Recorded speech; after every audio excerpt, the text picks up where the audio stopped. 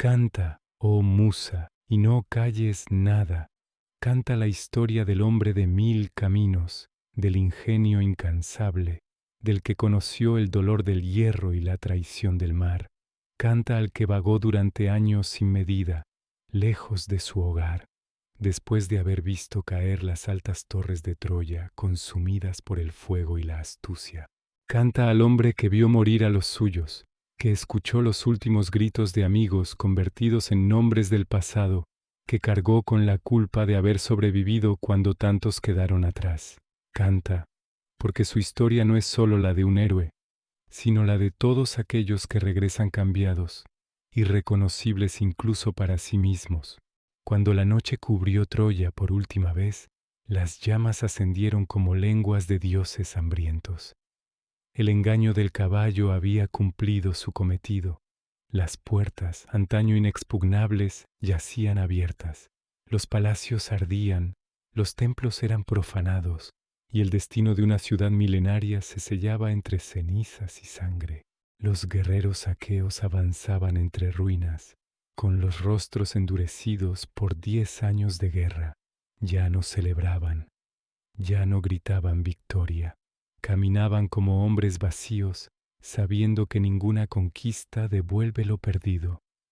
Odiseo avanzaba entre ellos en silencio. Sus manos, que habían ideado la caída de Troya, temblaban levemente al soltar la empuñadura de la espada. No temblaban por miedo, sino por agotamiento. La guerra había terminado, pero en su interior algo sabía que el verdadero viaje aún no había comenzado. Al amanecer, los vientos parecían favorables. Las naves aguardaban en la orilla como animales impacientes, con los cascos mordiendo la arena y las velas aún plegadas. Uno a uno, los reyes aqueos se despidieron sin ceremonias. No había palabras para aquello. Cada cual partió hacia su destino, sin saber qué hogar lo aguardaba, ni si los dioses les permitirían volver a ver el rostro de quienes amaban. Algunos regresaron pronto, a otros los esperaba la traición, a muchos el olvido, pero el destino de Odiseo era distinto.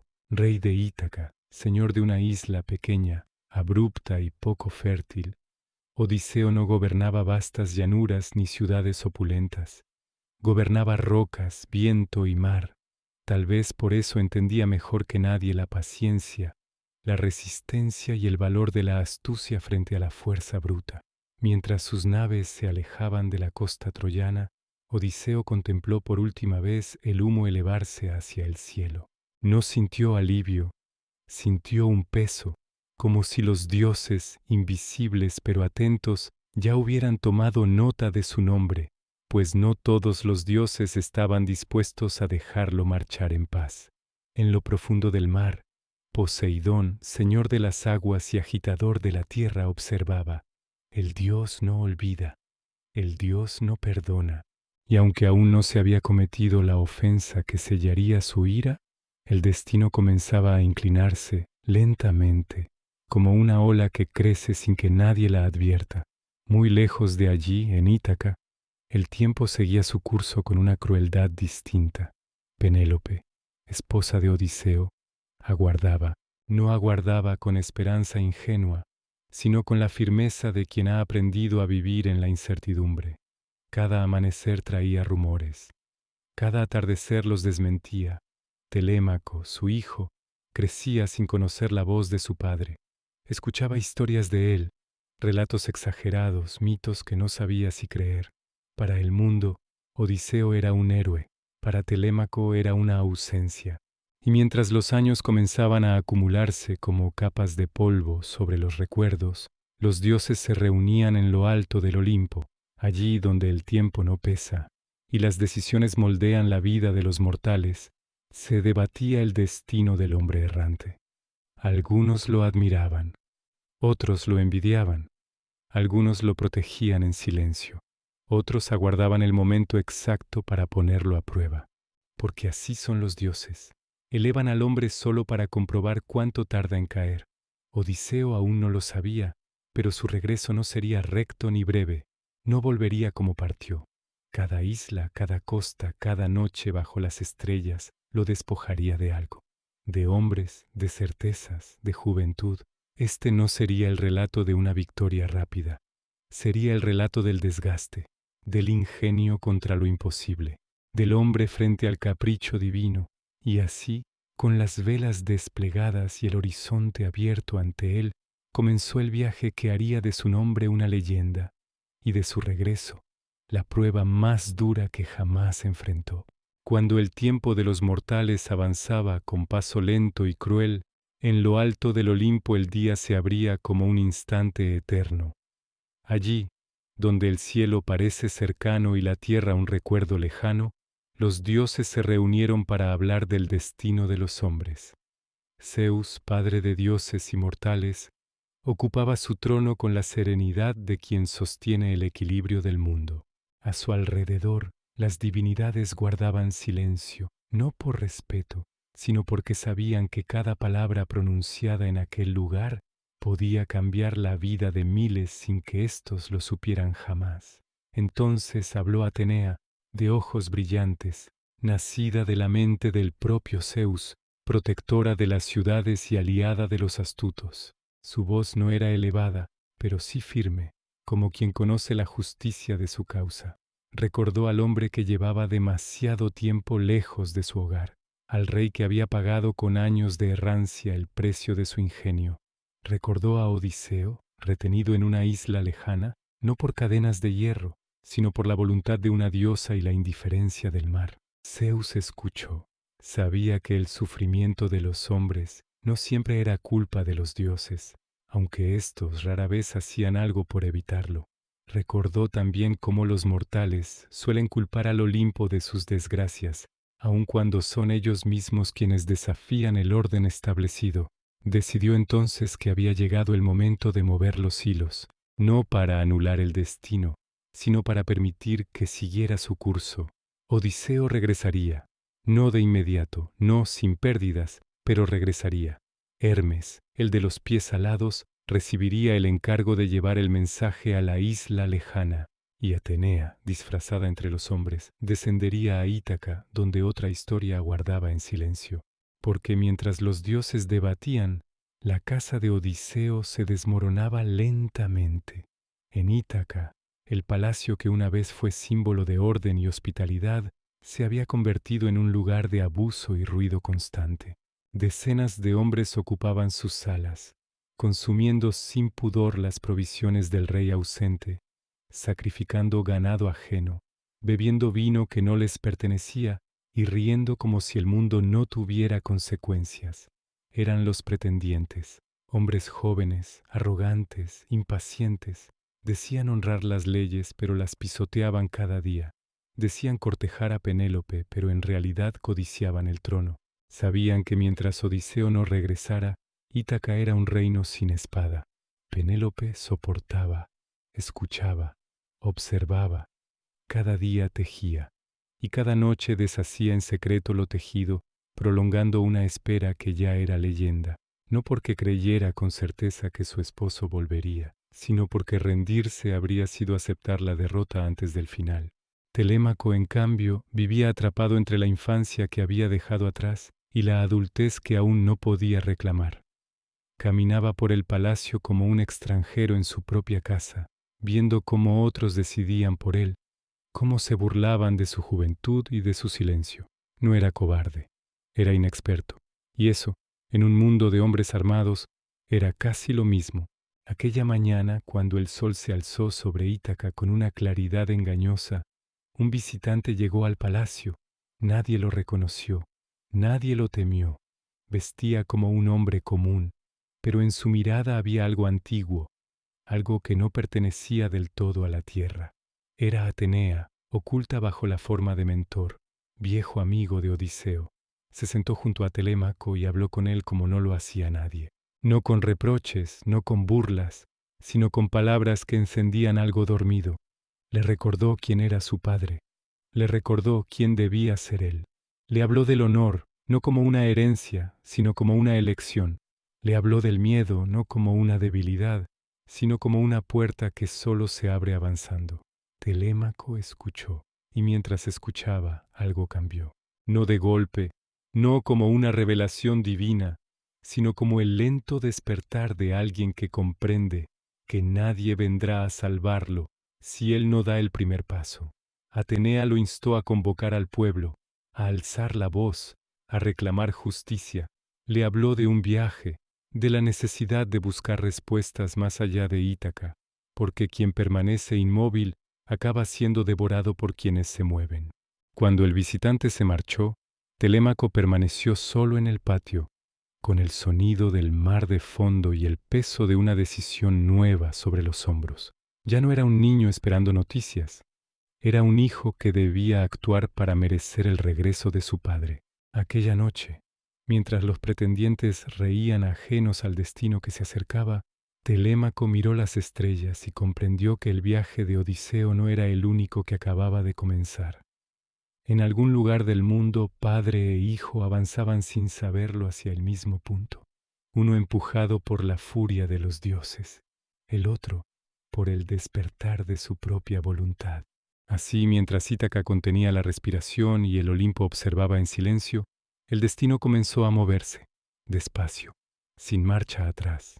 El mar, tras la caída de Troya, parecía dispuesto a engañarlos.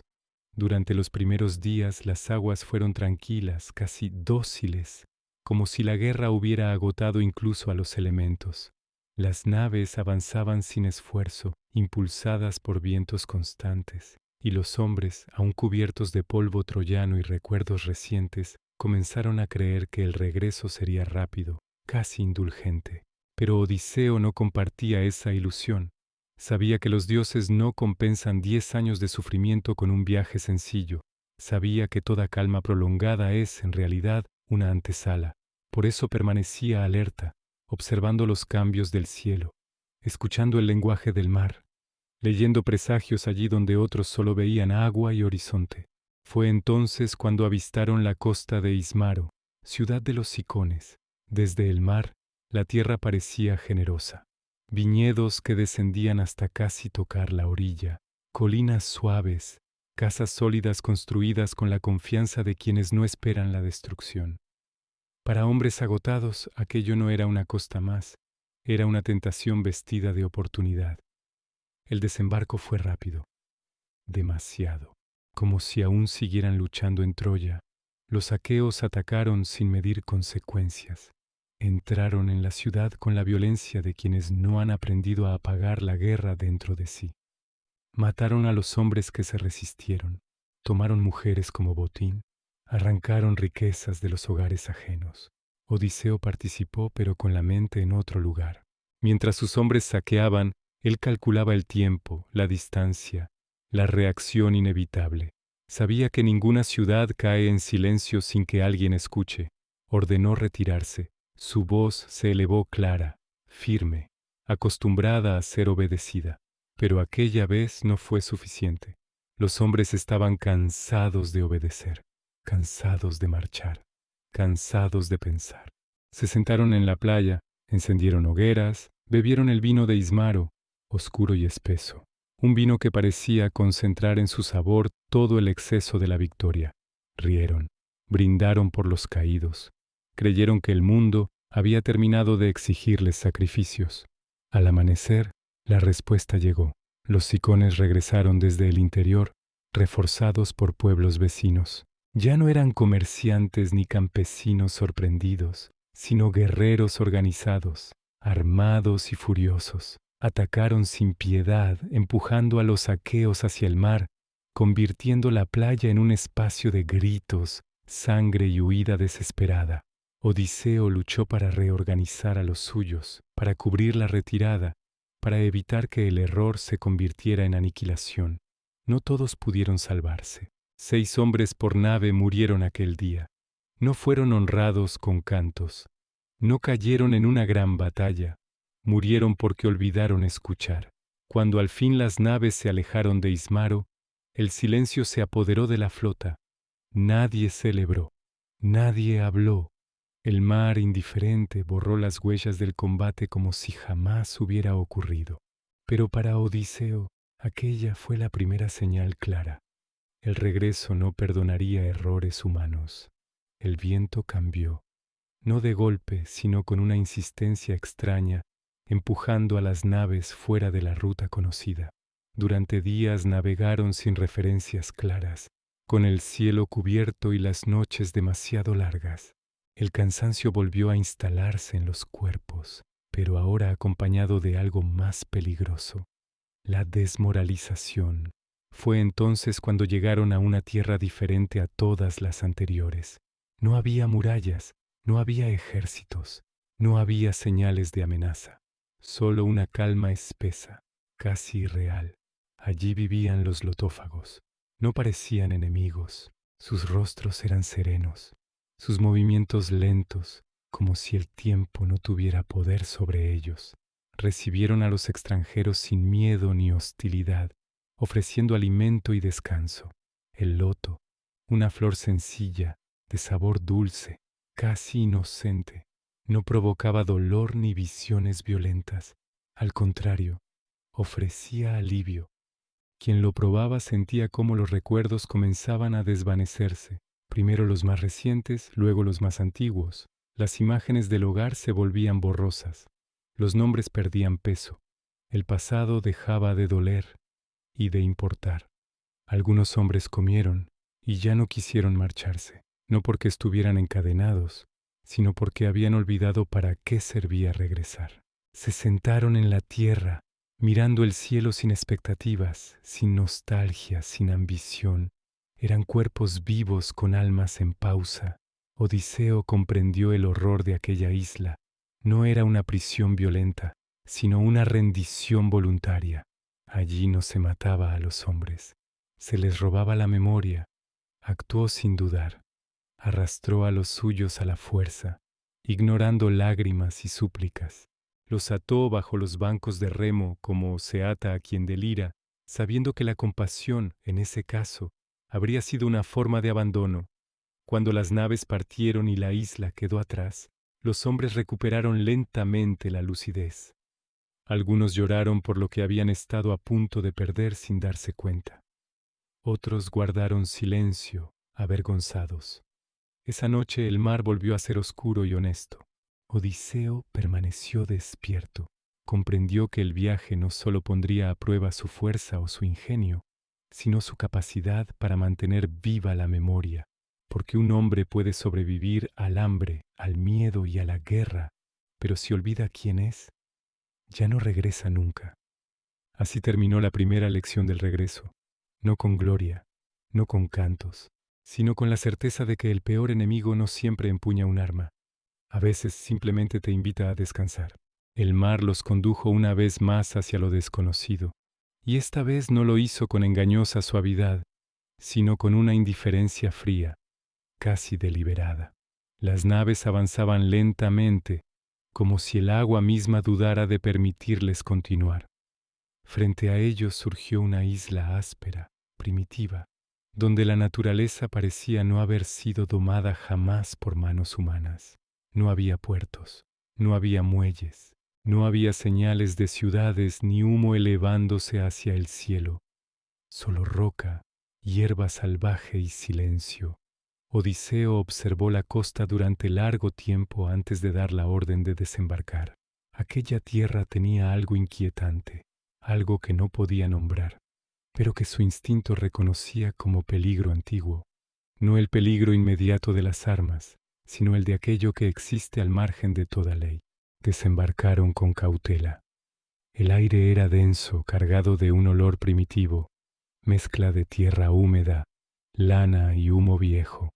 Pronto descubrieron cabras salvajes que corrían libres por las laderas, sin pastores que las guiaran, sin cercados que las limitaran.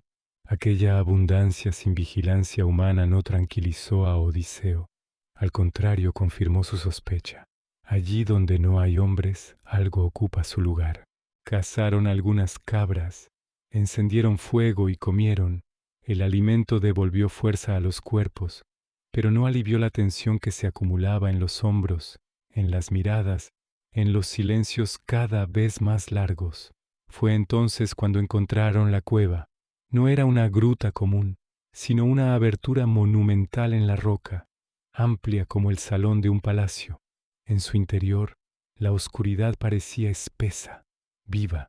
Al acercarse, distinguieron señales inequívocas de ocupación, grandes recipientes rebosantes de leche, quesos apilados en cantidades imposibles, rebaños de ovejas y carneros que entraban y salían siguiendo un orden que no pertenecía al azar. Algunos hombres sonrieron con alivio, vieron comida, refugio, descanso. Odiseo no sonrió. Aquella cueva no era un hogar humano. Carecía de todo lo que define a los hombres. No había orden deliberado, no había símbolos, no había rastro de comunidad. Solo acumulación, solo posesión. Aún así, entraron. El hambre y el cansancio vencieron a la prudencia. Se sentaron, comieron, esperaron al dueño del lugar, convencidos de que incluso en aquella tierra extraña se respetarían las leyes antiguas de la hospitalidad, esas leyes que, según los dioses, protegen tanto al huésped como al anfitrión. Al caer la noche, el suelo comenzó a vibrar. Primero fue un temblor lejano, luego un ruido pesado, rítmico, como el de una montaña caminando. El cíclope apareció en la entrada cargando un enorme haz de leña. Su figura ocupó casi toda la abertura de la cueva. Era descomunal, grotesca, más cercana a una fuerza natural que a un ser vivo. En el centro de su frente, un solo ojo brillaba con una atención cruel y carente de compasión. Sin mirar a los hombres, empujó una roca gigantesca para cerrar la entrada. El sonido del impacto resonó como una sentencia. La salida desapareció, el aire se volvió irrespirable. El cíclope encendió el fuego y al ver a los intrusos sonrió. No fue una sonrisa de bienvenida, fue la sonrisa de quien ha encontrado alimento. Agarró a dos hombres. Los levantó como si fueran muñecos. Sus cuerpos se quebraron contra la piedra. La sangre salpicó el suelo. El monstruo los devoró sin prisa, sin ritual, sin emoción alguna. Los gritos se ahogaron en la garganta de los supervivientes. Nadie se movió, nadie habló. Aquella noche el miedo no fue una idea, sino una presencia física, agazapada en cada rincón de la cueva. Odiseo comprendió que no estaban ante un enemigo con el que se pudiera razonar. Polifemo no conocía leyes, ni dioses, ni honor. Era fuerza sin freno. Al amanecer el monstruo mató a otros dos hombres y salió con su rebaño, cerrando de nuevo la cueva desde fuera. La espera comenzó. Odiseo pensó. Pensó mientras el tiempo se estiraba como una herida abierta. Pensó en la rutina del monstruo, en su aislamiento, en su confianza absoluta. Comprendió que la fuerza jamás lo sacaría de allí. Solo la astucia podía hacerlo. Cuando Polifemo regresó al anochecer, Odiseo se adelantó con cautela. Le ofreció vino, no cualquier vino, sino aquel oscuro y potentísimo traído de Ismaro, un vino tan fuerte que podía derribar a un hombre tras unos pocos sorbos. El cíclope bebió, y bebió más. El vino enturbió su mente, debilitó su juicio, lo hizo hablar. Preguntó el nombre de su invitado. Odiseo respondió con una mentira tan simple como perfecta. Nadie. Polifemo rió. Prometió que nadie sería el último en morir. Luego cayó en un sueño pesado, vencido por el vino y la soberbia. Entonces, sin palabras, comenzó el plan. Los hombres afilaron una estaca de olivo, la endurecieron al fuego, conteniendo el temblor de sus manos. Cuando el monstruo roncaba, se abalanzaron sobre él y clavaron la estaca en su único ojo. El grito sacudió la isla. Fue un alarido que no pertenecía al mundo humano. Los cíclopes vecinos acudieron, preguntaron quién lo atacaba. «Nadie me ha herido», gritó Polifemo, y se marcharon burlados por la astucia. Pero la huida aún no estaba asegurada. Al amanecer, el cíclope, ciego y furioso, retiró la roca para dejar salir a su rebaño. Palpaba a cada animal, buscando hombres. Odiseo tuvo una última idea desesperada. Ató a sus hombres bajo los vientres de los carneros. Uno a uno salieron, colgados de la lana caliente, conteniendo la respiración. Odiseo fue el último, aferrado al animal más grande. Cuando alcanzaron las naves, la tensión estalló en una euforia peligrosa. Habían sobrevivido, habían vencido a un monstruo, y entonces Odiseo habló. Gritó su nombre, gritó su linaje, gritó su victoria.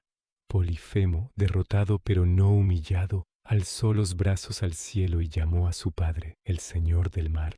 Pidió que Odiseo jamás regresara sin sufrir, que perdiera a todos los suyos, que llegara tarde, roto y solo. El mar escuchó, y en ese instante el destino del héroe quedó sellado, porque hay victorias que se pagan más caras que las derrotas. Y desde aquel día, cada ola, cada tormenta, cada desvío tendría un nombre: venganza. Tras la huida de la isla del Cíclope, el mar pareció cambiar de ánimo. No mostró ira ni furia inmediata. Al contrario, se extendió ante las naves como una superficie dócil, casi reflexiva, como si estuviera observando a los hombres que lo cruzaban, midiendo su resistencia antes de decidir cómo quebrarlos. Durante varios días, el viaje transcurrió sin sobresaltos. Las velas se hinchaban con suavidad, las corrientes eran previsibles y el cielo despejado ofrecía estrellas claras por la noche y amaneceres sin amenaza. Aquella calma no traía alegría, sino algo más peligroso: confianza. Los hombres comenzaron a hablar del regreso como de un hecho, no como de una posibilidad. En sus voces ya no había preguntas, sino planes. Recordaban los campos, las casas, los rostros dejados atrás. Algunos reían, otros callaban, temiendo que nombrar el hogar fuera una forma de alejarlo. Odiseo escuchaba, pero no participaba. Había aprendido que la esperanza mal administrada es una herida abierta. Permanecía atento al viento, a los cambios sutiles del mar, a esos pequeños signos que solo perciben quienes han pasado demasiado tiempo luchando por sobrevivir. Fue así como llegaron a una isla distinta a todas las anteriores. No se alzaba desde el mar con la firmeza de la roca, sino que parecía suspendida entre el agua y el cielo, rodeada por un resplandor metálico, como si un muro invisible la protegiera del caos exterior. Allí habitaba el Señor de los vientos. El recibimiento fue inesperadamente humano. No hubo amenazas ni pruebas. Hubo palabras, hospitalidad, descanso. Durante un mes entero, Odiseo y los suyos permanecieron allí, reparando naves, sanando cuerpos, dejando que el tiempo se asentara de nuevo en su interior. El anfitrión escuchó los relatos de Odiseo con una atención silenciosa. No interrumpía, no juzgaba. Cuando el rey de Ítaca hablaba de Troya, de la astucia del monstruo de un solo ojo, el dios de los vientos no mostraba sorpresa ni admiración, sino una calma profunda, como quien contempla una corriente que ya conoce su destino. Cuando llegó el momento de partir, el regalo fue ofrecido. No fue oro, no fue protección armada, fue control. El dios tomó un gran odre de cuero y encerró en su interior todos los vientos errantes, todos los soplos traicioneros, todas las corrientes que desvían a los navegantes cuando creen tener el rumbo asegurado. Solo dejó libre al viento favorable, el único necesario para conducir las naves directamente hasta Ítaca. El odre fue sellado con un nudo imposible de desatar sin intención clara. Odiseo lo tomó entre sus brazos con respeto, consciente de que aquel objeto contenía algo más que aire, contenía el regreso. Partieron, y durante 9 días y 9 noches el viaje fue perfecto. El mar no ofrecía resistencia, las velas apenas necesitaban ajuste, los remos descansaban más de lo que trabajaban. Cada amanecer los encontraba más cerca, cada atardecer les robaba un poco menos de distancia. En la lejanía, una forma comenzó a dibujarse sobre el horizonte. Ítaca. No era aún clara, pero estaba allí, una sombra conocida, una silueta que despertó recuerdos enterrados bajo años de miedo y pérdida. Algunos hombres cayeron de rodillas, otros lloraron sin sonido. Odiseo no celebró, permanecía despierto junto al timón, con el odre apoyado contra su pecho, como si temiera que incluso el aire pudiera traicionarlo. Sus ojos ardían de cansancio. No había dormido de verdad desde hacía días. El cuerpo, finalmente, exige su pago. Cuando el sueño llegó, lo hizo sin violencia. Solo un instante, solo un parpadeo más largo de lo debido. Fue entonces cuando la sospecha, esa semilla silenciosa, germinó entre los hombres. Durante días habían observado el odre. Durante días habían callado. Ahora, con Ítaca casi al alcance de la mano y Odiseo dormido, la desconfianza tomó forma de certeza. Pensaron que el rey escondía riquezas. Pensaron que el regalo era solo para él. Pensaron que el regreso era desigual incluso antes de llegar. No pensaron en dioses. No pensaron en advertencias. Pensaron en reparto. El nudo fue desatado. El mundo estalló. Los vientos escaparon con furia contenida durante semanas. El mar se alzó como una bestia liberada. Las nubes se cerraron sobre el cielo. Las naves giraron sin control, arrastradas en direcciones opuestas, chocando unas con otras como juguetes rotos. Odiseo despertó en medio del caos. Comprendió sin preguntar. Miró al horizonte y vio cómo Ítaca desaparecía, tragada por la tormenta. No gritó, no golpeó a nadie. El dolor fue tan absoluto que no dejó espacio para la ira. Durante días los vientos los arrastraron sin rumbo ni propósito. Cuando al fin cesaron, el mar quedó en calma como si nada hubiera ocurrido. Frente a ellos, de nuevo, la isla flotante. Odiseo descendió solo, explicó lo ocurrido. No se justificó, no acusó. Simplemente relató la fragilidad humana. El Señor de los Vientos escuchó en silencio y negó con la cabeza. Comprendió que aquel hombre no estaba destinado a un regreso sencillo, no por falta de ingenio, sino por el peso de quienes lo seguían. Esta vez no hubo regalo. Las naves partieron sin ayuda. Desde ese momento algo se quebró definitivamente. Ya no navegaban hacia Ítaca, sino lejos de ella. Cada remo que golpeaba el agua parecía alejarla un poco más. Los hombres ya no hablaban. El silencio era espeso, lleno de culpa no dicha. Odiseo comprendió entonces que hay derrotas más crueles que la muerte. Derrotas en las que el hogar está tan cerca que se puede casi tocar, y aún así se pierde. Y mientras el mar volvía a cerrarse ante ellos, el rey de Ítaca aceptó una verdad que ya no lo abandonaría. El mayor obstáculo del regreso no siempre es el castigo de los dioses. A veces es la incapacidad de los hombres para confiar cuando más importa. Después de perder el don de los vientos, el viaje dejó de tener dirección y comenzó a tener peso. Cada jornada en el mar era idéntica a la anterior, como si el tiempo se hubiera plegado sobre sí mismo. Los hombres ya no contaban los días, contaban el cansancio. El mar seguía siendo mar, pero había cambiado su voz. Antes rugía o susurraba, ahora murmuraba de forma constante, como un pensamiento oscuro que no abandona la mente. Nadie cantaba, nadie recordaba historias gloriosas. Las palabras parecían inútiles frente a una travesía que se alargaba sin promesa. Odiseo observaba a los suyos y comprendía que algo se había roto de manera irreversible. No era solo la confianza, era la noción misma de regreso. El hogar ya no era una imagen clara, sino un recuerdo gastado, casi ajeno, como un sueño que empieza a desdibujarse al despertar. Entonces apareció la costa. No surgió de manera violenta, sino serena.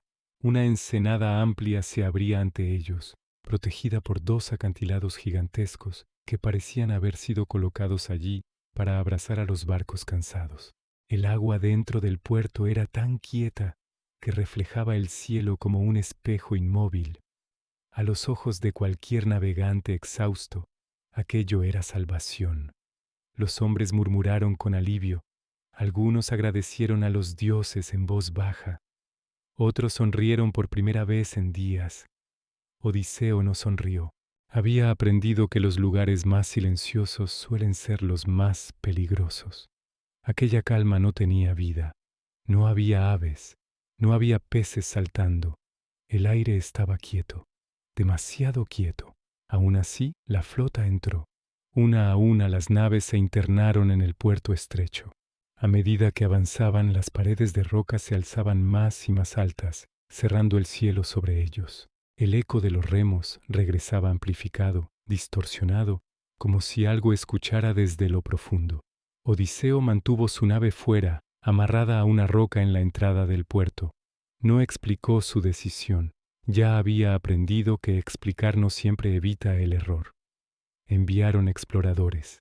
2 hombres y un heraldo caminaron hacia el interior siguiendo un camino ancho y pulido por incontables pasos. A cada metro, la sensación de desproporción aumentaba. Las huellas en la tierra eran enormes. Las puertas de las casas, visibles a lo lejos, parecían diseñadas para seres de tamaño imposible. Llegaron a la ciudad. No había murallas, no había torres defensivas. No las necesitaban. Las casas estaban construidas con bloques ciclópeos, colocados con una facilidad que desafiaba la fuerza humana. El primer ser que encontraron fue una mujer. Su altura superaba con creces la de cualquier hombre. Su mirada no mostraba sorpresa ni temor, solo una atención lenta, pesada, como la de un depredador que evalúa una presa desconocida. Llamó a su esposo. El sonido de sus pasos llegó antes que su figura. Cuando apareció, el mundo pareció encogerse a su alrededor. Era un lestrigón, uno entre muchos, pero su sola presencia bastó para comprender la naturaleza de aquel lugar. Sin palabras, tomó a uno de los exploradores, lo levantó, lo aplastó contra el suelo. El cuerpo humano cedió con un sonido seco, irreparable. No fue una ejecución, fue alimentación. Los otros huyeron.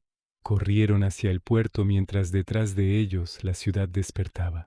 Las puertas se abrían, las sombras se movían, los lestrigones salían armados con rocas enormes, troncos arrancados de raíz, fragmentos de montaña convertidos en armas.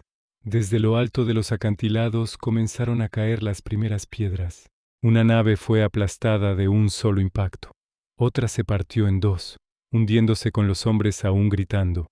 El agua tranquila del puerto se convirtió en un hervidero de restos, sangre y cuerpos que luchaban inútilmente por mantenerse a flote. Los gigantes no luchaban, cazaban, lanzaban rocas con precisión cruel, ensartaban hombres con lanzas gigantescas como si fueran peces. Los recogían, los destrozaban, los devoraban sin prisa.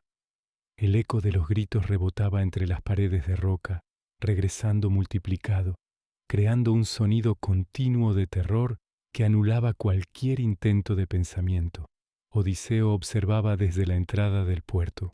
Vio hundirse naves que habían sobrevivido a Troya. Vio morir hombres que habían luchado a su lado durante años. Vio cómo el refugio se revelaba como una trampa perfecta, diseñada no por inteligencia, sino por la brutalidad misma del mundo. No dio órdenes imposibles, cortó amarras, ordenó remar.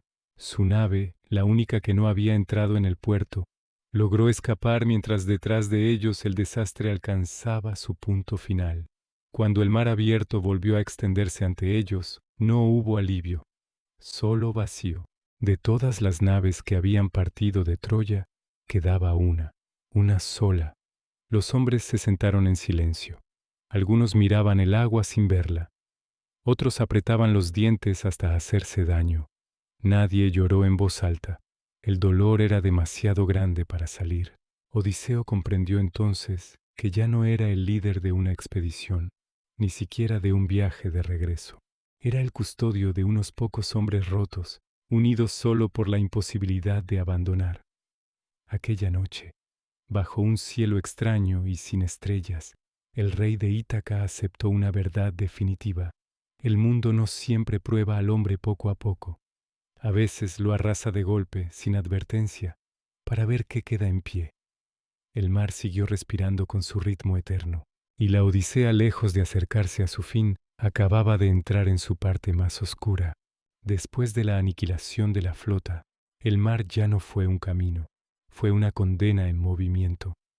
La única nave que quedaba avanzaba como un resto arrancado de una tormenta mayor, cargando no solo hombres, sino silencios, miradas vacías y recuerdos que nadie quería pronunciar en voz alta. Los supervivientes remaban sin ritmo, no por cansancio, sino porque ya no sabían hacia dónde acelerar. Cada golpe de remo parecía una repetición inútil, una insistencia sin propósito. Odiseo los observaba y comprendía que el peligro más inmediato ya no era externo. El peligro era que aquellos hombres, sin inercia. Fue entonces cuando apareció la isla. No emergió del horizonte con violencia ni imponencia. Surgió suavemente, envuelta en una luz constante que no pertenecía a ninguna hora del día conocida. No era amanecer ni atardecer. Era un estado intermedio, perpetuo, como si el sol se hubiera detenido allí por voluntad propia. La costa era amable. No había rocas afiladas ni rompientes traicioneras. La nave llegó a tierra casi sin esfuerzo, como si el mar mismo hubiera decidido dejarlos allí. El aire estaba cargado de aromas densos, hierbas, flores, resina, tierra húmeda. Era un olor antiguo, profundo, que parecía penetrar más allá de los pulmones y alojarse en la memoria. Aquella fragancia no prometía peligro inmediato, y precisamente por eso inquietaba. Avanzaron hacia el interior. El bosque no tenía senderos claros. Los árboles crecían sin orden aparente, pero ninguno impedía el paso. Era como si el propio entorno se adaptara a quien lo cruzaba, guiándolo sin imponer resistencia. Lo más perturbador era el silencio. En mitad del bosque apareció la casa. Estaba allí desde siempre, integrada en el paisaje como si la tierra hubiera decidido levantarla por sí misma. A su alrededor caminaban animales salvajes sin miedo, leones, lobos, criaturas que deberían haber huido ante la presencia humana, pero que se acercaban con una mansedumbre inquietante. Odiseo observó sus ojos. Había en ellos un resto de conciencia, una chispa reconocible, como un recuerdo mal enterrado. Euríloco fue el primero en sentir el verdadero miedo, no el miedo que paraliza, sino el que advierte. Dijo que aquel lugar no debía tocarse. Odiseo decidió enviar a un grupo reducido a explorar la casa mientras él aguardaba. No fue un gesto de prudencia absoluta, sino de cálculo. El liderazgo también consiste en elegir qué riesgo se reparte y cuál se asume. Los hombres se acercaron. La puerta se abrió sin que nadie la tocara. Desde el interior surgió una voz femenina. No era alta, no era imperativa. Era una voz que invitaba, que envolvía, que hacía sentir al oyente que había llegado tarde a algo que llevaba tiempo esperándolo. Dentro el fuego ardía con una calidez perfecta. Las mesas estaban dispuestas. El vino era oscuro, aromático, mezclado con miel y hierbas desconocidas. Después de años de hambre, de raciones medidas y de miedo constante, aquello no parecía una trampa. Parecía una recompensa atrasada. Entonces apareció ella. No llevaba corona ni símbolos de poder. No los necesitaba. Su presencia bastaba para imponer una calma que no admitía preguntas. Su mirada recorría a los hombres como quien evalúa materiales, no personas. No había desprecio en ella, tampoco compasión. Los hombres bebieron. Al principio nada ocurrió. Rieron, relajaron los hombros. Sintieron cómo el miedo acumulado durante años comenzaba a disolverse. Luego, sin aviso, el cambio comenzó. No fue doloroso, no hubo gritos. El hechizo actuó con una suavidad casi misericordiosa. Los cuerpos se doblaron, las extremidades se deformaron, el lenguaje se quebró.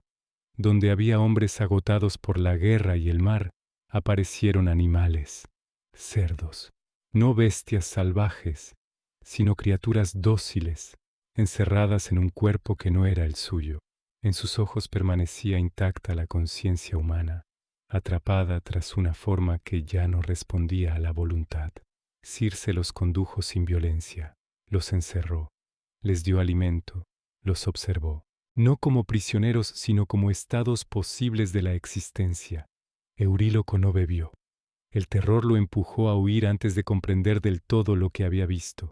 Corrió de regreso al barco con el corazón desbocado y la voz rota. Sus palabras apenas podían seguir a sus pensamientos. Habló de animales que lloraban, de una mujer imposible, de un vino que robaba la forma. Odiseo escuchó sin interrumpir. Comprendió que esta vez no bastaría con astucia humana. Aquella isla no obedecía las reglas conocidas. Partió solo hacia la casa. En el camino, el aire se volvió más denso, y entonces, como si emergiera del propio bosque, apareció Hermes. No descendió del cielo ni llegó con estruendo. Simplemente estaba allí, como siempre lo están los dioses cuando deciden intervenir. Le entregó una planta, raíz negra, flor blanca. El Moli le explicó su poder, su protección. Le advirtió que la fuerza no serviría, que debía obligar a la hechicera a jurar. Odiseo guardó la planta y continuó. Entró en la casa. Circe le ofreció el vino con una sonrisa leve, casi curiosa. Odiseo bebió. Nada ocurrió. La sorpresa cruzó el rostro de la hechicera como una grieta breve. Pronunció el conjuro. Fracasó. Odiseo desenvainó la espada. No con furia, sino con decisión. No era una amenaza vacía. Era una condición. Circe comprendió entonces quién era aquel hombre, no por su nombre, sino por su resistencia, por su negativa a ceder incluso cuando todo invitaba a hacerlo. Juró, liberó a los hombres, los devolvió a su forma humana, pero ninguno volvió del todo. Algo de la experiencia quedó grabado en sus cuerpos, en sus gestos, en la forma en que miraban el mundo. Habían sido algo distinto, y recordarlo pesaba. Odiseo pudo partir. No lo hizo. Se quedó. Circe no lo retuvo con hechizos visibles. Lo retuvo con descanso, con alimento. Los días se deslizaban sin marcas. Las heridas sanaban. El miedo se apagaba. Nadie moría. El tiempo dejó de ser una línea y se convirtió en una superficie lisa. Un mes pasó. Fue Euríloco quien rompió el hechizo verdadero. Recordó Ítaca, recordó el mar, recordó que quedarse también puede ser una forma de morir lentamente. Odiseo despertó, les ofrecía una eternidad sin propósito. Circe no se opuso, sabía que no todos estaban hechos para detenerse. Les habló entonces del camino que quedaba, del descenso al reino de los muertos, de las voces que aún debían escuchar antes de merecer el regreso. Cuando la nave se alejó de la isla, Odiseo no sintió alivio, porque había comprendido algo esencial. Algunas tienen fuego encendido, comida caliente. Cuando la nave se separó definitivamente de la isla de Circe, el mar dejó de parecer un espacio abierto. Se volvió denso, pesado, como si cada remo atravesara no agua, sino una sustancia más antigua, más cercana al recuerdo que al presente. Ningún viento soplaba con claridad. El cielo estaba cubierto por una luz apagada, sin origen visible, como si el sol hubiera decidido no acompañarlos en aquel tramo del viaje. Circe no había mentido. Antes de alcanzar cualquier esperanza de regreso, Odiseo debía cruzar un límite que ningún hombre cruza sin perder algo que no vuelve a nombrarse igual. No se trataba de una prueba de fuerza ni de ingenio, era una prueba de resistencia interior, de capacidad para escuchar sin huir, para mirar sin apartar los ojos. La navegación hacia el confín del mundo se prolongó durante días que no supieron contarse. Los hombres remaban en silencio absoluto, no por obediencia, sino porque las palabras parecían fuera de lugar. Cada sonido humano resultaba demasiado vivo para aquella ruta. Finalmente la costa apareció. No surgió con forma definida, sino como una sombra que se espesaba poco a poco. La tierra era baja, húmeda, cubierta por una neblina permanente que no se levantaba con el viento. No había árboles altos ni colinas claras. Todo parecía aplastado por un peso invisible. Odiseo descendió primero, con una sensación que no había experimentado ni siquiera en la guerra, la certeza de estar entrando en un lugar donde el tiempo no avanzaba. El suelo cedía bajo los pies, la arena estaba fría, como si jamás hubiera recibido la luz del sol. El aire era espeso y costaba llenarse los pulmones. Cada respiración parecía una concesión. No se oían animales, no se oían hojas, solo un murmullo lejano, continuo, imposible de localizar. como si miles de voces intentaran hablar a la vez sin recordar el lenguaje. Siguiendo las instrucciones recibidas, Odiseo cavó una fosa. No la hizo grande ni profunda en exceso. En aquel lugar, la exageración habría sido un error. La tierra removida despedía un olor antiguo, más cercano a la humedad del olvido que a la vida. Vertió las libaciones con cuidado, leche y miel primero, luego vino oscuro, después agua. Cada gesto era lento, deliberado. No había prisa. Allí la prisa carecía de sentido. Finalmente sacrificó a los animales. La sangre fluyó hacia la fosa y el mundo respondió. Al principio fue un cambio casi imperceptible. El murmullo se intensificó. Luego, las sombras comenzaron a condensarse. No surgían del suelo ni descendían del cielo. Simplemente estaban de pronto más cerca. Eran los muertos. No tenían el aspecto glorioso que los vivos suelen imaginar. No portaban armas ni coronas. Eran figuras humanas incompletas, privadas de peso y de calor, con rostros en los que aún se adivinaban gestos interrumpidos. Algunos parecían jóvenes, otros ancianos. Todos compartían la misma carencia, la solidez de existir. Se acercaban atraídos por la sangre, por la posibilidad de recuperar, aunque fuera por un instante, la plenitud de la voz. Extendían manos que no tocaban. Abrían bocas que apenas podían emitir sonido. Odiseo sintió un miedo distinto a todos los conocidos. No el miedo a morir, sino el miedo a comprender, porque en aquellas sombras veía reflejado un destino común, una igualdad absoluta que borraba reyes, héroes y mendigos por igual. Entre las primeras figuras reconoció un rostro familiar. Alguien que había muerto sin gloria, sin despedida, lejos de la guerra y del mar abierto. La sorpresa fue tan grande que estuvo a punto de olvidar la advertencia recibida. Quiso hablar, quiso acercarse, pero se contuvo. Aún no. Las sombras se agolpaban cada vez más. El aire se volvió casi sólido. El murmullo creció hasta convertirse en una presión constante sobre la mente. Entonces apareció él. Tiresias, a diferencia de los demás, no vagaba ni dudaba. Avanzó con determinación, como si aún pudiera ver. Bebió de la sangre y al hacerlo su figura ganó claridad. Su voz surgió firme, intacta, sin temblor. Habló sin rodeos. No ofreció consuelo. Anunció el camino que quedaba como una sucesión de pruebas inevitables. Habló de la cólera del dios del mar, aún viva. Habló de la tentación final, de la fragilidad de los hombres, cuando el hambre y el cansancio regresaran. Dijo que el regreso era posible, pero no completo. Que Odiseo llegaría, sí, pero marcado por la pérdida. Odiseo escuchó en silencio. Cada palabra se grababa con un peso que no admitía réplica. Cuando el adivino se retiró, otras sombras se aproximaron. Una de ellas llevaba un dolor distinto. Era la figura de una madre. Su voz no habló de profecías ni de castigos. Habló de la casa vacía, del paso lento de los años, de la espera que desgasta incluso a quienes resisten. Habló del hijo que crecía sin guía, de la esposa que se mantenía firme frente al desgaste silencioso del tiempo. Odiseo extendió los brazos. 3 veces intentó abrazarla. 3 veces sus manos atravesaron el vacío. Comprendió entonces que incluso el amor, llevado al extremo, no puede romper ciertas fronteras. Más sombras aparecieron, héroes de Troya, antiguos reyes, hombres que habían sido temidos y respetados en vida. Todos compartían ahora la misma condición, la de ser recuerdos sin cuerpo. Algunos hablaron de batallas, otros del arrepentimiento de haber buscado gloria a cualquier precio. Odiseo escuchó sin intervenir. Vio también castigos eternos, no como espectáculos de crueldad, sino como repeticiones interminables.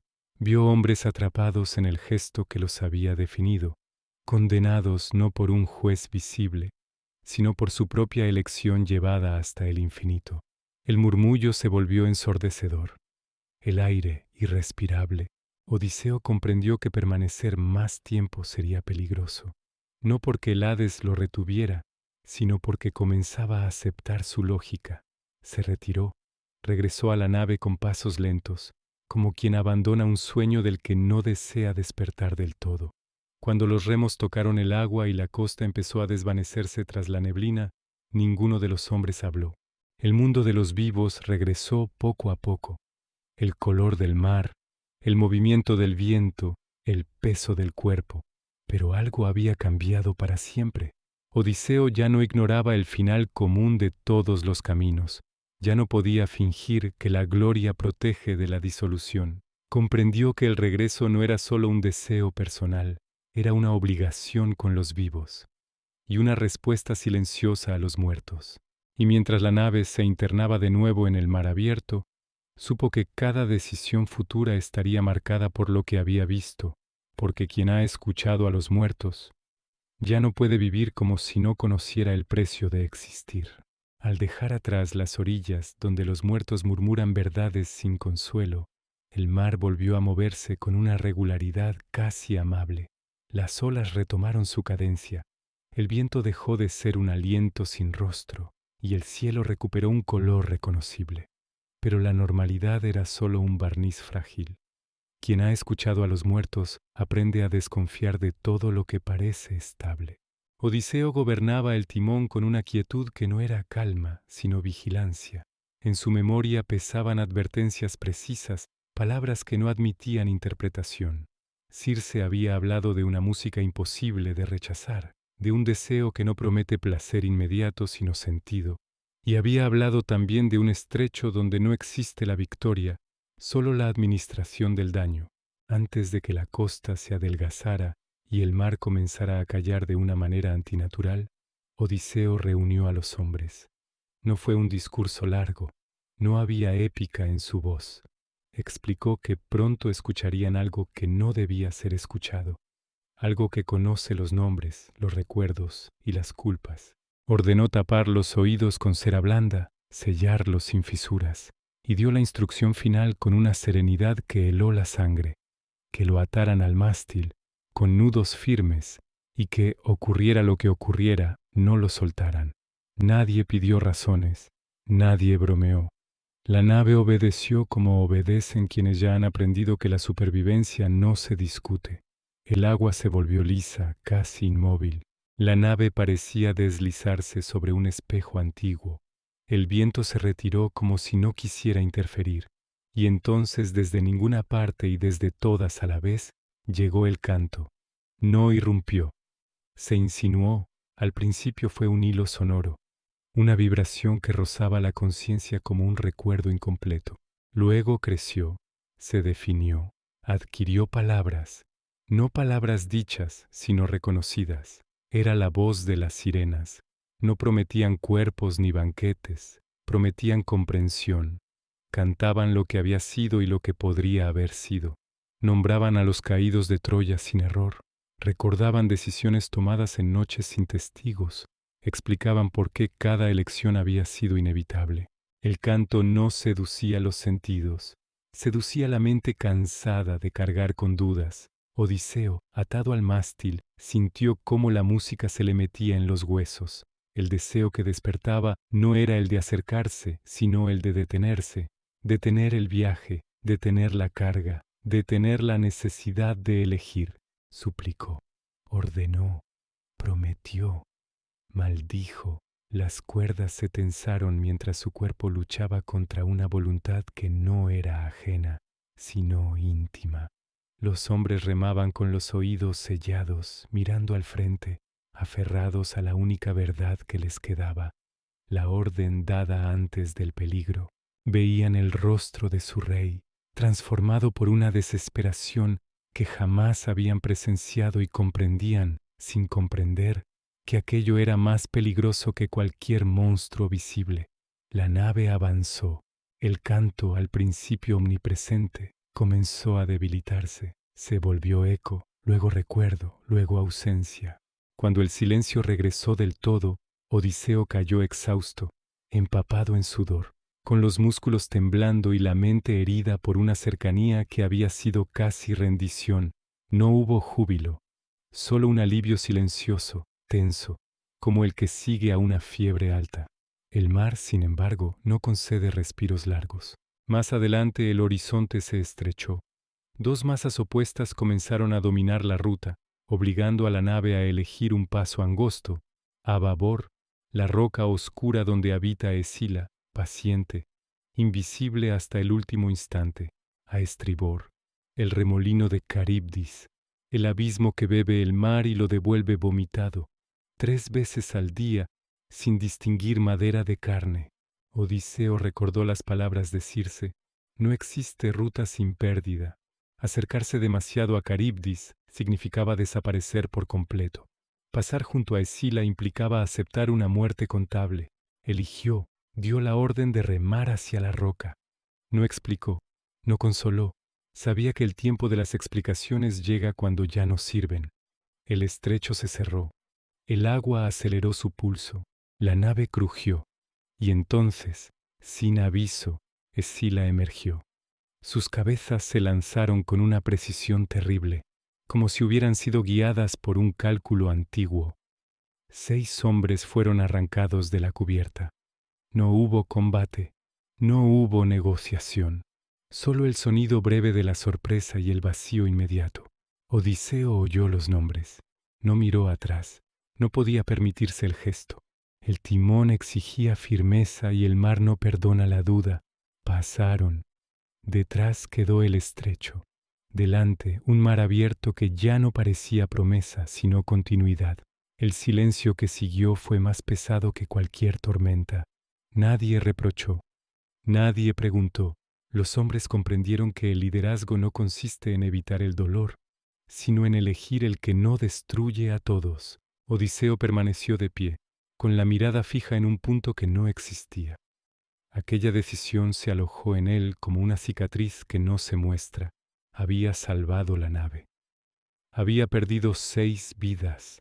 Ambas verdades eran inseparables. Mientras el viento regresaba poco a poco y el mar ensanchaba su camino, Odiseo entendió que el viaje había cambiado de naturaleza. Ya no se trataba de regresar con gloria ni siquiera de regresar entero. Se trataba de avanzar con lucidez, sabiendo que algunas pérdidas no se evitan y que el deseo, cuando se le permite decidir, conduce al naufragio. La nave siguió su curso, y el mar, satisfecho por el precio pagado, guardó silencio, solo por un tiempo.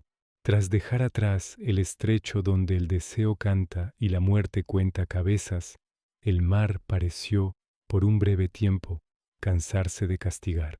Las olas retomaron un ritmo casi cotidiano.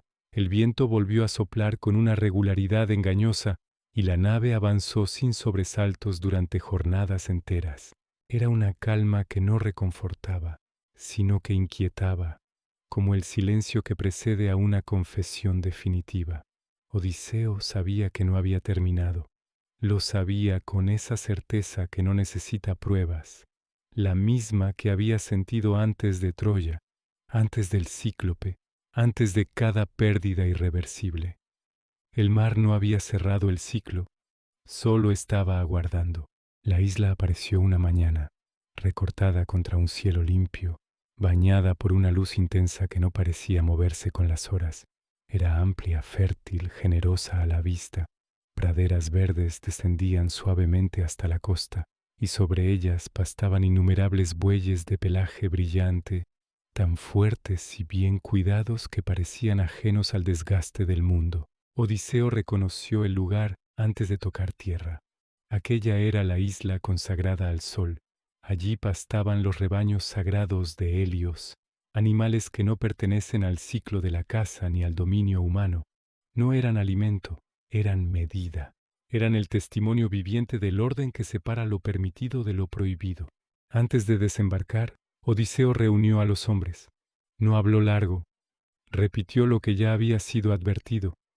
Les recordó que ningún hambre, por grande que fuera, justificaba tocar aquello que sostiene el curso del día y la noche. Los hombres juraron, no con entusiasmo, sino con la gravedad de quienes han aprendido que la desobediencia ya no admite disculpas heroicas. Desembarcaron. Al principio la isla fue amable. Hallaron agua dulce que brotaba de la tierra con una constancia tranquilizadora. Encontraron refugio del viento. Encendieron fuegos pequeños, prudentes. Consumieron las últimas reservas traídas en la nave. El sol permanecía alto, inmóvil, observando. Entonces el tiempo se detuvo. El viento comenzó a girar sobre sí mismo. Las nubes descendieron lentamente, como un techo que se cierra sin prisa. La lluvia cayó durante días, sin violencia, pero sin pausa. El mar se volvió impracticable. Cada intento de partir terminaba en retroceso. La isla dejó de ser refugio y se convirtió en encierro. Los días se acumularon sin distinción. El alimento escaseó. El hambre, al principio soportable, comenzó a reclamar atención. No gritaba, susurraba, se infiltraba en los pensamientos, debilitaba la memoria, volvía razonables ideas que antes habrían parecido impensables. Odiseo vigilaba, dormía poco. Sabía que el verdadero peligro no estaba en el cielo cargado ni en el mar embravecido, sino en el momento en que la necesidad se convierte en argumento. Exhausto, se internó en la isla para rogar auxilio a los dioses. No buscaba milagros, solo una salida. El cansancio lo venció entre plegarias y cayó en un sueño profundo, pesado, como si la isla misma lo hubiera reclamado por unas horas. Fue entonces cuando el juramento comenzó a resquebrajarse. Euríloco habló, no como traidor, sino como portavoz de la desesperación. Dijo que la muerte lenta no honra a nadie. Dijo que los dioses pueden ser apaciguados con sacrificios, que el perdón siempre llega después. Dijo que era mejor morir castigados que consumirse vivos. Los hombres escucharon, miraron a los bueyes. Brillaban bajo la lluvia como si el sol estuviera encerrado en su carne. Eran demasiados, demasiado cercanos, demasiado silenciosos. Cruzaron el límite. No fue un acto frenético, fue metódico, casi ritual. Eligieron los animales más fuertes. Alzaron cuchillos, pronunciaron plegarias aprendidas a medias, torcidas por el hambre. Asaron la carne, comieron, el hambre retrocedió. La culpa ocupó su lugar. Cuando Odiseo despertó y regresó, comprendió sin palabras. El aire había cambiado. La isla estaba quieta de una forma distinta, expectante. El sol reapareció entre las nubes con una claridad implacable, sin calor, sin misericordia. Desde lo alto del cielo, Helios vio, no gritó, no descendió, no castigó de inmediato. Elevó su queja al Padre de los dioses, no por ira personal, sino por equilibrio, si lo sagrado podía ser devorado sin consecuencia. El mundo perdería su medida y el día dejaría de distinguirse de la noche. Zeus escuchó. El castigo no llegó en la isla, llegó en el mar. Cuando la nave abandonó la costa, el cielo se cerró de golpe. El viento rugió con una voz que no pertenecía a ningún punto cardinal. El rayo cayó exacto, no errático. El mástil se partió. El casco se abrió como madera cansada. El mar reclamó a los hombres. No hubo lucha, no hubo heroísmo. Uno a uno desaparecieron entre las olas, no como víctimas de monstruos, sino como consecuencia directa de una elección conocida. Odiseo se aferró a un fragmento del naufragio. No gritó órdenes, no maldijo. Dejó que el mar decidiera, comprendiendo al fin que había pruebas que no se superan, solo se sobreviven. Flotó durante días y noches indistinguibles. El sol lo quemaba sin consuelo. El frío lo vaciaba al caer la oscuridad. El mar lo sostenía sin prometer nada. Todos habían muerto. No por ignorancia, no por engaño, por elección. Odiseo comprendió entonces la lección última de la isla del sol. El hambre puede justificar cualquier palabra, pero no borra las consecuencias. Y cuando lo sagrado se viola, el precio no se discute ni se retrasa. El mar, finalmente, lo empujó lejos del lugar del castigo, solo, vivo, convertido ya no en líder de hombres, sino en portador de todas las muertes que no supo impedir. Desde ese instante, la Odisea dejó de ser la historia de un regreso compartido. se convirtió en la historia de un hombre que debe regresar solo, con la memoria intacta y el peso completo de cada juramento roto. Y el sol, alto en el cielo, siguió su curso, como si el mundo hubiera sido al fin ajustado. El mar lo sostuvo durante un tiempo que dejó de poder contarse. Odiseo flotaba aferrado a restos de madera sin distinguir ya entre día y noche. El sol lo quemaba con una constancia impersonal. La oscuridad lo vaciaba de calor y de esperanza. No luchaba contra el agua. Había aprendido, al precio de todos los demás, que hay fuerzas que no se vencen, solo se aceptan. Cuando finalmente la corriente lo depositó en tierra, no hubo celebración ni alivio inmediato. Cayó sobre la arena como cae algo que ha sido devuelto por error, exhausto hasta el punto de no saber si aún deseaba vivir. El suelo era blando, cálido, el aire, sorprendentemente dulce. Aquella isla no se parecía a ninguna de las anteriores. No había silencio opresivo ni amenaza visible. La vegetación era exuberante, ordenada sin parecerlo, como si cada árbol conociera su lugar exacto. El agua brotaba clara, constante.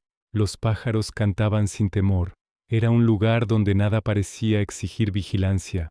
Odiseo se arrastró hasta la sombra y cayó dormido. No fue un sueño inquieto ni febril.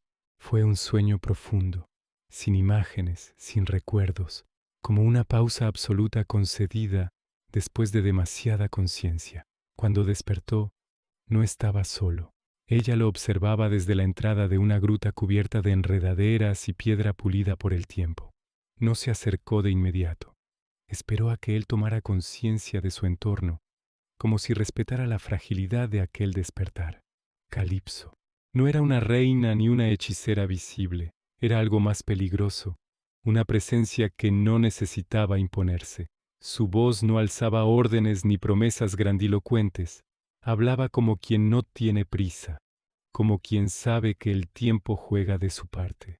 Cuidó de él, no como se cuida a un prisionero, sino como se cuida a alguien que no tiene fuerzas para decidir. Le dio alimento, agua, descanso. Sus heridas sanaron, el cuerpo recuperó peso. La mente, poco a poco, dejó de revivir el naufragio cada vez que cerraba los ojos. La isla se llamaba Ogygia. Allí el tiempo no avanzaba como en el mundo de los hombres. No se acumulaba, se extendía. Los días no se sucedían, se superponían. El sol salía y se ponía sin urgencia, y la noche no traía amenaza alguna. Odiseo permaneció. Al principio, porque no podía hacer otra cosa. Luego, porque no veía razón para marcharse. No había hambre, no había peligro, no había decisiones que tomar. Por primera vez desde Troya, no era responsable de nada ni de nadie. Calipso hablaba con él al caer la tarde. No preguntaba por batallas ni por estrategias. Preguntaba por Ítaca, como quien pregunta por un lugar mítico, lejano, casi irreal. Escuchaba sin corregir, sin comparar, sin exigir. Los años pasaron, no uno ni dos, muchos. En Ogygia, el paso del tiempo no dejaba marcas visibles. Odiseo no envejecía como habría envejecido en el mundo humano. La fatiga no se acumulaba. El dolor no regresaba con el recuerdo. Aquella isla ofrecía algo que ningún dios había prometido nunca con tanta sencillez. Continuidad sin desgaste. Calipso le ofreció quedarse, no como un trato explícito, sino como una posibilidad que se volvía más real cada día. Le habló de inmortalidad, no como un privilegio ruidoso, sino como una quietud sin final. Le habló de un presente que no exige despedidas. Odiseo escuchaba. Y cada tarde, cuando el sol descendía y la isla se teñía de oro, algo en su interior se tensaba, porque incluso en el paraíso la memoria no muere del todo. Ítaca regresaba en fragmentos, el olor de la piedra mojada por el mar, la aspereza del viento, un rostro que esperaba sin saber si debía seguir esperando, un hijo que ya no sería un niño. Odiseo comenzó a caminar solo por la orilla, miraba el horizonte durante horas, no buscaba barcos, buscaba una razón. Calipso lo veía. No lo retenía con cadenas ni con conjuros visibles, lo retenía con una pregunta silenciosa. ¿Para qué volver a un mundo que solo ofrece pérdida? Un día, los dioses decidieron intervenir, no por compasión inmediata, sino porque el equilibrio lo exigía. El hombre que había desafiado al mar, que había pagado cada error, no estaba destinado a disolverse en una eternidad cómoda. Hermes descendió a la isla con la ligereza de quien atraviesa límites sin pertenecer a ninguno. Llevó el mensaje sin adornos. Odiseo debía partir. El tiempo de la espera había terminado. Calipso escuchó en silencio. No discutió, no imploró. Su dolor fue contenido, profundo, como el de quien comprende que incluso lo eterno tiene fronteras. Ayudó a Odiseo a construir una balsa. Le dio herramientas, madera, provisiones. Cada gesto era preciso, contenido. No había reproches, solo una tristeza serena, digna. Cuando la balsa estuvo lista, el mar volvió a abrirse. Odiseo se despidió, no con promesas imposibles, sino con gratitud. Sabía que había estado a punto de perderse no por violencia, sino por descanso. Al alejarse, comprendió la verdadera naturaleza de aquella prueba. No todos los peligros rugen. Algunos susurran. Algunos ofrecen exactamente lo que uno cree necesitar. Y mientras la isla se desvanecía en la distancia, Odiseo aceptó una verdad que había evitado durante años. Regresar no es elegir la seguridad, sino aceptar el desgaste. El mar lo recibió de nuevo. El viaje continuaba, pero por primera vez desde Troya, Odiseo sabía que no volvería por gloria ni por destino, sino por una decisión consciente, preferir el tiempo que duele al tiempo que no avanza. Cuando la balsa se deshizo bajo la furia tardía del mar, Odiseo no pensó que aquello fuera una injusticia. Pensó simplemente que el viaje aún no había terminado de pedir su tributo. Poseidón, incansable en su rencor, no necesitaba matar al hombre. Le bastaba con recordarle que ningún perdón había sido concedido del todo. El agua lo rodeó de nuevo, fría, pesada, insistente. Odiseo nadó no con la energía de quien espera salvarse, sino con la disciplina de quien se niega a desaparecer sin luchar lo mínimo indispensable. Cada brazada era una negociación con el cansancio, cada respiración un acuerdo provisional con la vida. Cuando el mar finalmente lo escupió contra una costa pedregosa, no hubo gloria en su llegada. El cuerpo chocó contra las rocas, se arrastró como pudo, sangrando, exhausto, sin saber si había llegado a un lugar de hombres o a otro umbral más peligroso. La tierra era firme. Eso bastó. Se ocultó bajo hojas y ramas, cubriendo su desnudez y su fragilidad como un animal que ha aprendido a sobrevivir sin testigos. El sueño que lo venció fue profundo y absoluto, un apagón necesario para no quebrarse por dentro. Cuando despertó, el mundo sonaba distinto. No era el rumor del mar ni el grito de aves salvajes. Eran voces humanas, jóvenes, despreocupadas, risas que no conocían la urgencia ni el miedo. Durante un instante, Odiseo creyó estar soñando aún, castigado por la memoria con una imagen imposible. Se incorporó con cautela, vio a las muchachas en la orilla, lavando ropas, jugando, dejando que el tiempo fluyera sin sospecha. En medio de ellas estaba Nausicaa, cuya serenidad no era fruto de la ignorancia, sino de una seguridad nacida de un mundo que no se ha roto todavía. Odiseo dudó. Sabía que un movimiento brusco podía convertir aquella escena en huida. Sabía también que permanecer oculto era aceptar una muerte lenta. Eligió entonces mostrarse no como guerrero ni como rey, sino como lo que era en ese instante, un hombre exhausto que se aferra a la hospitalidad como último recurso. Nausicaa no gritó, no retrocedió. Observó al náufrago con atención, con una mezcla de prudencia y compasión que no necesita palabras. Vio el cuerpo cubierto de sal, las heridas, la barba descuidada, y vio también algo que no se borra con el cansancio: dignidad. Le habló con firmeza tranquila, le dio ropa, le indicó cómo llegar a la ciudad sin despertar sospechas, cómo presentarse ante sus padres, cómo pedir ayuda sin humillarse. No actuó como quien auxilia por impulso, sino como quien entiende que ayudar es parte del orden del mundo. Así entró Odiseo en la tierra de los feacios. La ciudad no se alzaba tras murallas intimidantes. No las necesitaba. Allí el mar era aliado y no enemigo. Los barcos no luchaban contra las olas, las entendían. Los feacios habían hecho de la navegación un arte sereno, una conversación constante con el agua. Odiseo avanzó hasta el palacio siguiendo cada instrucción recibida. Al llegar, no proclamó su nombre ni sus hazañas. Se arrodilló ante la reina y pidió protección como lo haría cualquier extranjero que reconoce su vulnerabilidad. El rey Alcino lo observó largo rato. En aquella tierra las decisiones no se tomaban con prisa. Finalmente habló, y su voz no llevaba amenaza ni desconfianza. Llevaba hospitalidad. Odiseo fue acogido. Comió sin prisa como quien aprende de nuevo a confiar en el alimento. Se bañó, dejando que el agua arrastrara la sal del mar y algo más difícil de quitar, el peso acumulado de los años. Durmió bajo techo sin miedo a despertar entre gritos. Los feacios no preguntaron de inmediato. Sabían que algunas historias necesitan reposar antes de ser dichas. Le ofrecieron juegos, competiciones, cantos. Le devolvieron poco a poco la sensación de pertenecer a una comunidad humana. Durante un banquete, el Aedo comenzó a cantar sobre Troya. No exageró, no suavizó, cantó la guerra tal como fue, larga, inútil, brillante y devastadora.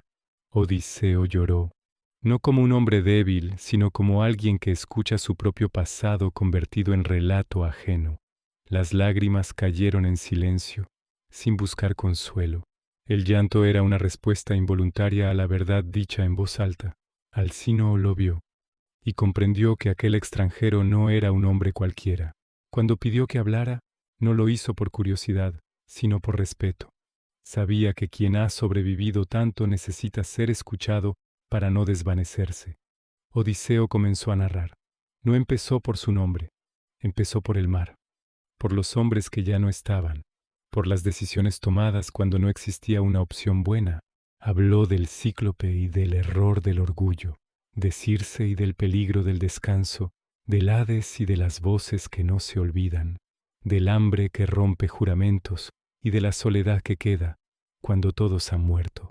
El salón permanecía inmóvil, nadie interrumpía, nadie juzgaba. Los feacios escuchaban como se escucha algo que pertenece a todos los hombres, aunque solo uno tenga la voz. Cuando terminó, no pidió ayuda. Alcino se levantó y decidió. Llevarían a aquel hombre a su hogar, no como un favor, sino como un deber sagrado. Prepararon una nave que no era de guerra ni de comercio, sino de retorno, rápida, silenciosa, guiada por el conocimiento antiguo de quienes saben viajar sin imponerse al mar. Cargaron regalos, no para comprar gratitud, sino para que el regreso no fuera desnudo. Odiseo subió a bordo, se acostó y durmió. Mientras dormía, la nave avanzó sin esfuerzo. El mar no se resistió, el viento no discutió. Era como si, por una vez, el mundo aceptara cerrar una herida abierta desde hacía demasiado tiempo. Ítaca se acercaba, no como un triunfo anunciado, sino como un silencio que espera. Los feacios le habían ofrecido algo que ningún dios le había concedido antes, un lugar donde su historia fue escuchada sin castigo, sin prueba, sin exigencia, y en ese acto, más poderoso que cualquier hechizo, Odiseo dejó de ser solo un superviviente del mar. Volvió a ser por primera vez en años un hombre con nombre, preparado para enfrentar lo que queda cuando el viaje termina y comienza la justicia. El amanecer encontró a Odiseo dormido. No era un sueño profundo, sino ese descanso tenso del viajero que ha aprendido a despertar ante cualquier cambio del aire. Cuando abrió los ojos, el mundo no se anunció con trompetas ni señales divinas. Se presentó en silencio. Estaba en Ítaca. No lo supo de inmediato. Al principio, la costa le pareció áspera, familiar sin ser reconocible, como un recuerdo visto a través del cansancio. El olor de la tierra, el rumor del mar contra la roca, la inclinación del viento. Todo estaba allí, y sin embargo nada se ofrecía con claridad. El hogar no se revela a quien regresa roto. Exige paciencia, exige humildad. Los feacios ya se habían marchado. La nave que lo había traído había desaparecido, como desaparecen los sueños útiles, cumpliendo su función sin pedir recuerdo. Odiseo se incorporó despacio, sintiendo el peso del cuerpo y el peso mayor de los años. No levantó los brazos en triunfo, no besó el suelo. Permaneció quieto, escuchando. Entonces apareció ella. Atenea surgió sin estruendo, con la naturalidad de quien siempre ha estado observando. No llevaba su forma habitual. En Ítaca la prudencia era necesaria. Le habló con franqueza. El regreso no era el final, sino el tramo más peligroso. El palacio estaba ocupado. Los pretendientes consumían la casa, humillaban las leyes, aguardaban el momento de tomarlo todo. Odiseo escuchó sin sorpresa. Había aprendido a reconocer el desorden incluso antes de verlo. Atenea lo transformó. No fue un disfraz burdo, sino una alteración profunda. La espalda encorvada, la piel marcada por el tiempo, la mirada opaca del mendigo. No lo hizo para engañar por gusto, sino para devolverle la ventaja que siempre había sido suya, la de ver sin ser visto. Así comenzó el verdadero regreso. No entró en el palacio, no aún. Caminó por su isla como un extraño. Cada paso era un reconocimiento silencioso. Las sendas, los árboles, las piedras que había conocido de joven, parecían mirarlo con cautela, como si también ellas dudaran. El hogar no abraza de inmediato a quien ha estado ausente demasiado tiempo. Llegó a la choza del porquerizo. Eumeo lo recibió sin preguntas. Le ofreció pan, fuego y palabras honestas. Habló del rey ausente con una lealtad que no se había erosionado con los años. Odiseo escuchó en silencio, probando por primera vez una verdad amarga y reconfortante a la vez. Mientras los poderosos traicionan, los humildes sostienen el mundo. Aquella noche, el mendigo durmió bajo techo en su propia tierra. No reclamó nada, observó, aprendió. Al día siguiente, el hijo regresó. Telémaco entró en la choza con la inquietud del joven que ha crecido demasiado rápido. Atenea apartó el velo solo para ellos. El reconocimiento no fue inmediato. Fue un temblor, una duda que se convierte en certeza. Cuando padre e hijo se abrazaron, no hubo gritos ni gestos grandilocuentes. Hubo llanto contenido y una comprensión súbita. El tiempo robado no vuelve, pero la lealtad puede reconstruirse. Hablaron largo, no de hazañas, sino de estrategia.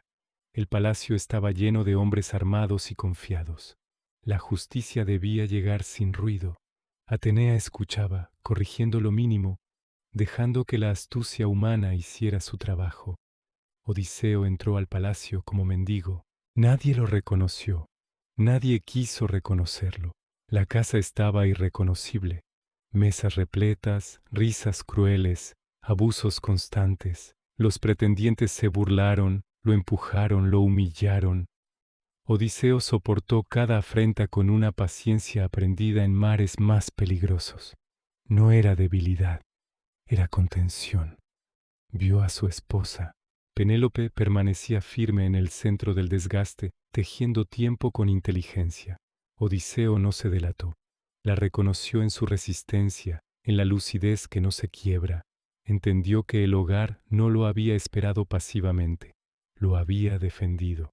Cada día la tensión crecía. Telémaco escondió las armas. El mendigo observó las salidas, los gestos, las alianzas frágiles. Atenea afinó los detalles invisibles. La justicia, cuando llega, no improvisa. Penélope anunció la prueba. El arco de Odiseo sería el juez. Quien lograra tensarlo y hacer pasar la flecha por los aros, sería digno de reclamar lo que no le pertenecía. Los pretendientes rieron hasta que la risa se les secó en la boca. Ninguno pudo. El mendigo pidió intentarlo. Las burlas crecieron. Penélope consintió. Odiseo tomó el arco como quien toma algo que nunca dejó de ser suyo. Lo tensó sin esfuerzo. El sonido fue limpio, definitivo. La flecha voló. El silencio cayó como una puerta cerrándose. Odiseo se enderezó. El disfraz cayó. El nombre regresó a su sitio. La justicia comenzó, no con furia ciega, sino con precisión. Cada golpe fue una respuesta, cada caída una consecuencia largamente aplazada. Cuando todo terminó, el palacio respiró de nuevo. Odiseo no celebró, miró alrededor con la serenidad de quien sabe que la violencia necesaria no devuelve lo perdido. La victoria no borró los años ni devolvió a los muertos, solo restableció el orden. El reconocimiento fue lento, la confianza frágil. Penélope probó la verdad con inteligencia, no con emoción. Cuando la certeza llegó, no hubo proclamaciones. Hubo silencio compartido. Ítaca estaba en pie, no intacta, no joven, en pie. Y así terminó el viaje exterior. Pero Odiseo sabía, como saben quienes han vuelto, que el regreso verdadero no acaba con la llegada. Continúa en la reconstrucción, en la memoria, en la justicia que aprende a callar cuando ya ha dicho lo necesario. El mar, al fondo, siguió su respiración eterna. Esta vez no llamó. La sangre se había secado sobre la piedra del palacio, pero el silencio aún no encontraba su forma definitiva. Ítaca había sido purificada por la violencia necesaria, sí, pero la violencia nunca cierra sola las heridas que abre. Odiseo lo sabía. Lo había aprendido en Troya, en el mar, en cada decisión que salvaba a unos y condenaba a otros. El amanecer llegó sin prisa, como si incluso el sol dudara de iluminar lo ocurrido. Los sirvientes salieron de sus escondites con pasos inseguros, observando los cuerpos, las armas caídas, el espacio recuperado a un precio que nadie celebraba en voz alta. La casa había sido salvada, pero el orden debía reconstruirse con palabras, con gestos, con tiempo. Penélope no corrió hacia Odiseo, no lo abrazó de inmediato. La prudencia había sido su armadura durante años, y no se la quitó por un golpe de arco ni por una masacre justa. Lo miró con atención, con esa inteligencia silenciosa que no se deja engañar por la emoción. Sabía que los dioses juegan con las apariencias. Sabía que incluso el deseo puede mentir. Ordenó preparar el lecho, no cualquier lecho, sino aquel que solo ella y su esposo conocían en su origen. Cuando dio la orden de moverlo, Odiseo reaccionó sin pensar, corrigiéndola con una verdad imposible de fingir. Aquel lecho no podía moverse. Estaba tallado alrededor de un olivo vivo, raíz y tronco convertidos en fundamento del hogar. Entonces Penélope cedió, no con lágrimas ruidosas ni palabras grandilocuentes. Cedió con el cuerpo entero, con una exhalación larga que parecía liberar años contenidos. El reconocimiento no fue un instante, sino un asentamiento.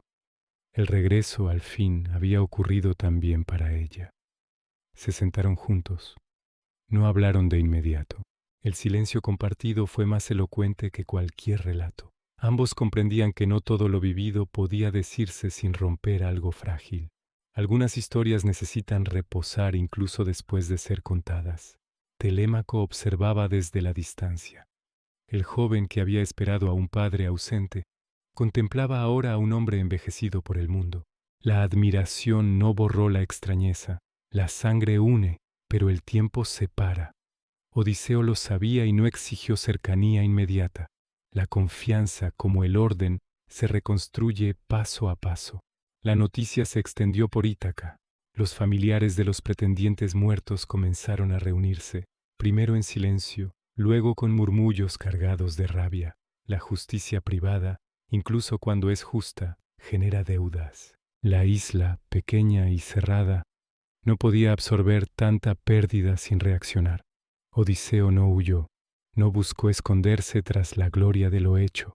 Se armó, reunió a los suyos y se preparó para enfrentar la consecuencia inevitable, la venganza de los que no distinguen entre justicia y dolor. El enfrentamiento se gestaba. Ítaca estaba al borde de convertirse en otra Troya, no por ambición, sino por incapacidad de detener el ciclo.